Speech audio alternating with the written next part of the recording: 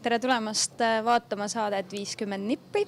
Oleme täna Vintage'i lainetel. Vaatame, kas on võimalik selliseid maailmakuulsaid brände, mille eest muidu võib-olla ei jaksa maksta isegi, saada vähe odavamalt ja miks üldse kanda vintage'i, kust seda saada, miks see äge on ja saame siis teada. Kopli kultuuripoes siin on toimetamas emandad Evelin ja Veronika. No tere! Tere! Et teie olete siis selline, kes Eestis pingsalt sellist vintage kultuuri arendavad. Et kust te selle peale tulite, et nüüd teeme siin poe ja et on äge? See mõte on juba ammu meil tiksunud peas, nii et lõpuks me võtsime ennast kokku ja põhimõtteliselt me oleme väga passionate olnud riiete suhtes juba väga kaua ja jaganud üksteise riidekappe ja nüüd mõtlesime, et jagaks siis oma riidekappi ka teiste inimestega, suurema hulgaga. No vaatame kohe alguseks siis üle, et mis teil seljas endal on. Nii, alustame siis sinust, et sul on see siuke dressipüks ja selline blazer jakikene seal peal, et mis sul on seljas? No ma arvaks, et ma esindan siin sellist Kopli stiili eriti, et olengi siis kokku pannud 90-ndate oranž jakikene, siis väga moodsad hetkel triibuga dressipüksid, mis on alati mixed, eks ole, ja siis alt me leiame 80-ndate saapad teravaltsaga, ehk siis siin on nagu mitu ajastut koos, pluss Eesti disainerite Grete Pillenberg ja Eva Mirza koostöös valminud kollektsioon üks ehted siin, ka mul on siin esindatud need. Et siin on nagu mixed ja väga selline sirgjooneline soeng, mis kõike toetab seda kaunist mixi. No aga teil tegelikult praegu me näeme ka poes neid asju, et siin dressipüksid, kõik siuke teravama ninaga saabas ja samamoodi selline erksavärviline. Et kui palju näiteks umbes sinu seljas olev komplekt maksab? Oskad sa öelda? No ma olen mingi 40–50 eurot, et jääb selle piiridesse ilusti. Et ehted võib-olla lisaks juurde siis jah, aga... Aga uusi dressipüks isegi ei saa selle hinnaga praegu ju. No täpselt, sellepärast tulebki siia tulla. Aga miks üldse vaadata Vintage'i poole? Et me juba ühe nii-öelda põhjuse nagu vaikselt siin nägime, aga miks võiks Eesti inimene omale soetada mingisuguse vintage riideseme? No näiteks see nahktagi on siin Scotti nahktagi, mis võiks olla niisugune eluaegne, mida sa pärandad ka oma lastele edasi. Uuena selle hind on 2000, 1500 kuni 2000 eurot. Kasutatuna eBay'st leiad sa selle 700, 800, 500, meil sa saad selle 200 euroga ainult.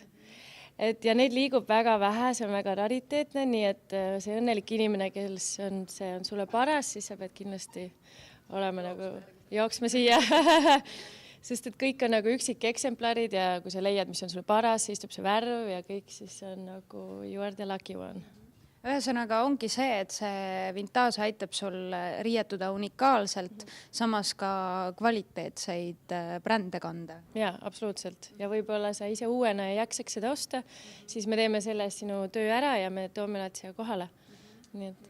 Jaa, aga see vintage ongi selles mõttes, et mina enne, kui meil ei olnud seda poodi, käisingi ainult komisjonikauplustes ja kaltsukates siis võib-olla nii öelda. Sellepärast just, et kui sa lähed nendesse tavakaubanduskeskustesse, siis mul tulevad inimesed vastu, kes on täpselt samamoodi riides ja see mulle ei meeldi. Et Eesti on nii väike ka lihtsalt, et meil on see valik ikkagi väga väike. Et see annab suurema võimaluse unikaalselt riietuda. No mis sul siin käes on praegu? Siin on meestele hea värik Ralph Lauren'i süksed 2 särki, süke nagu Prantsuse Rivierast väikene triibuke valge kraega. Ma arvan, sobiks meie halli argipäeva väga hästi mõnele kenale ärimehele. Vihje. Siin on 80-ndate stiilis kleidikene, aga need taskud teevad väga mõnusaks casualiks, et ei pea ennast tundma nagu karnevalil, kui on suured ja sädelevad. Et saad panna nii ketsiga kui ka kontsakingaga. Või tanksaabastega, eks ole. Taki peale sa rokid terve õhtu. Siis klassikaline Lacoste tennisekleidikene või võid ka kanda seda muul moel välja, et ja 33 eurot siis juba piilus sealt vahelt. Kui palju need triiksärgid on? Need triiksärkide hinnad on 23 eurot. Nii, ja siis muidugi bomberid ülipopulaarsed hetkel, väga soojad ja mõnusad. ma nägin H&M-is hiljuti just taolist. Ja, no täpselt ja see on veel Harbouri City oma, nii et see ei ole H&M, nii et lihtsalt brändingu vahe. Kandi mõnusad kampsunid, soojad, väikse veekaelusega. Jälle Inglise Gentleman tuleb siit välja, nii et jah. No aga kus teie neid asju ikkagi siis saate, et see on ikkagi, siin on sellised nagu pärlid ja osavalt saadud leiud, et kust te saate neid? See ma lihtsalt pean näitama, siin on 70-ndate Gonzaga meeste kingad, väga vallatud, see on täielik rariteet, nii et ma ei teagi nagu... Euroopas on need juba väga populaarsed, et kindlasti tulevad ka vaikselt siia, nii et meil on need juba olemas. Nii et meeste Gonza kingad, ma ei tea, kas ükski Eesti mees paneks neid jalga, et kui palju neid Eesti mehi on, kes sellise trendiga kaasa läheks? Ma väga loodan, et on ja neid tuleb juurde, nii et kindlasti me toetame neid. Hoiate püsti. Aga et vastata sellele, kust tuleb meie kaup, siis kuna me näeme, et seda liigub väga palju Euroopas, siis meie südameasi ongi need Euroopast ka siia tuua. Ja oleme käinud Amsterdamis, on plaanis minna veel Londonisse, Barcelonasse ja nüüd novembri lõpus tuleb taas üks reis Amsterdamini, et detsembris on meil uus kaup jälle. No kui nüüd on üks Eesti inimene, kes vaatab seda videot ja tunneb, et üliäge, tahaks hakata ka ise omale otsima, üks variant on tulla siia poodi, aga kuidas see inimene võiks ära tunda, milline on hea kvaliteetne vintage ja millele ei maksa pigem raha kulutada? No kindlasti materjalide ja kvaliteedi, sa saad aru, aga eks sa pead tuhlama ringi ja et natukene aega, see võtab aega, et arusaamist nagu orienteeruda selles maailmas ja natukene brändingu teadmist, et mis brändid on ja kes mida teeb ja näiteks siin on meil Trussard, Armani, Jeansi ja Texad. Et ma arvan, et peab uudishimu olema ja nagu vaatama, mida teised soovitavad ja kannavad ja mis, ma ei tea, maailm teeb. Tegelikult isegi superstaarid ju promovad neid vintage'id väga palju ja et lihtsalt tuleb ennast natuke kursis hoida, mis on mujal Euroopas tänavapildid, et meie tänavapilt võib-olla veel on arenemis suunas, aga et kui sa istud kuskil Berliinis või Amsterdamis kohvikus ja vaatad ringi, siis sa saad aru tegelikult, et mis moodi inimesed liiguvad ja mis on popp.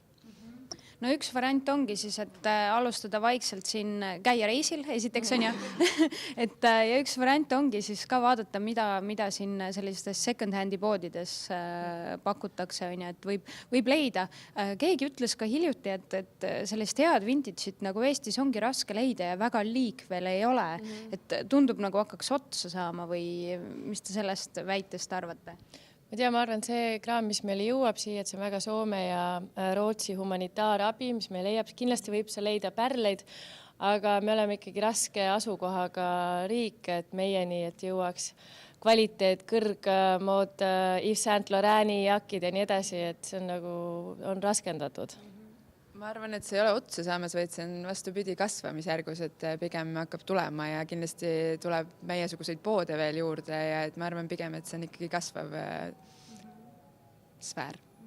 No aga mis te arvate, et mis on veel sellised asjad, mis nagu Eestisse ei ole jõudnud vintage'i maailmas, sellised trendid, et sa tõid ka praegu näiteks siin Gonza kingad välja meestele, on ja, et peaaegu sama kõrged varsti kui minu enda omad, on ja, et mis võiksid veel sellised asjad olla, mis on sellised Eestisse jõudmas ja mida saab Kopli kultuuri või vintage poodidest maksab soetada? Ja võib-olla... Lähme vaatame. Spordiosakond, nii.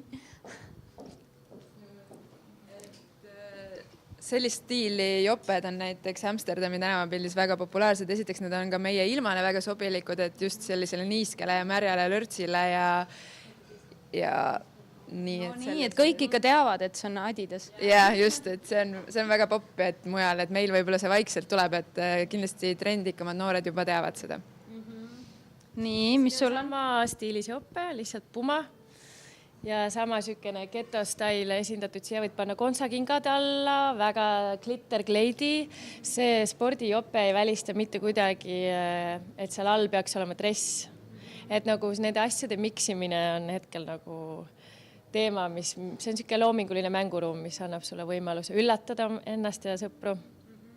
No aga mis on mõned sellised brändid veel, mis teil on siin müügis, mida võib-olla mina, kes võib-olla armastan väga neid kallimaid brände, aga ma ei jaksa osta neid uuena poest, et mida teie poest veel siis sellist saab ja mida üldse vintage'ina liigub, mida tasub soetada?